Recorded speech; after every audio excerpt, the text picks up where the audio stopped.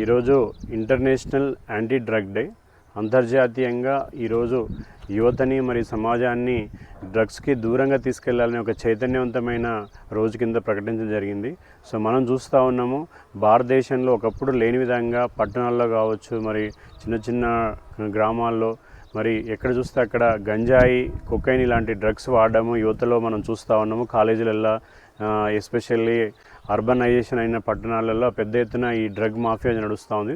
So యువత యొక్క బలహీనతని ఉపయోగించుకొని ఈ వేల కోట్ల వ్యాపారాలు చేసే ఈ మాఫియాలు ఏం చేస్తాయంటే ఈ డ్రగ్స్ని బాగా ప్రమోట్ చేస్తూ ఉన్నాయి. సో దీనికి వ్యతిరేకంగా ప్రజల్లో అవగాహన సదస్సు నిర్వహించడం కోసం ఈరోజు వికారాబాద్ సూపరింటెండెంట్ ఆఫ్ పోలీస్ వారి ఆధ్వర్యంలో చక్కటి కార్యక్రమం జరిగింది. దాదాపు ఒక 2000 మంది పాల్గొన్నారు.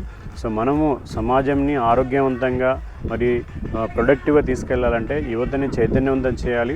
ఈ చిన్న వయసులో డ్రగ్స్, కొకైన్ ఇలాంటి డ్రగ్స్ అబ్యూస్ స్టార్ట్ అయితే ఏమవుతుందంటే పూర్తిగా వాళ్ళకి మానసిక ఆలోచన ధోరణి బలహీనపడి వారు వ్యసనాలకి గురయ్యి మరి ఆర్థికంగా తర్వాత వాళ్ళ విలువైన సమయాన్ని కూడా ఏదైతే ఎడ్యుకేషన్ ఉందో, ఎంప్లాయ్మెంట్ ఉందో ఈ సమయాన్ని వాళ్ళు వృధా చేసుకొని పూర్తిగా వాళ్ళ భవిష్యత్తుని అంధకారంలోకి తీసుకెళ్లే అవకాశం ఉంటుంది. కాబట్టి ఉజ్వలమైన భవిష్యత్తు ఉండాలి యువతకు, మరి ఆరోగ్యమైన సమాజం కావాలంటే మనమందరం కూడా నో టు డ్రగ్స్ అనే క్యాంపెయిన్ మనం నినాదాన్ని ఇవ్వాలి. సో ఇది ఈరోజు చాలా చక్కటి కార్యక్రమం జరిగింది.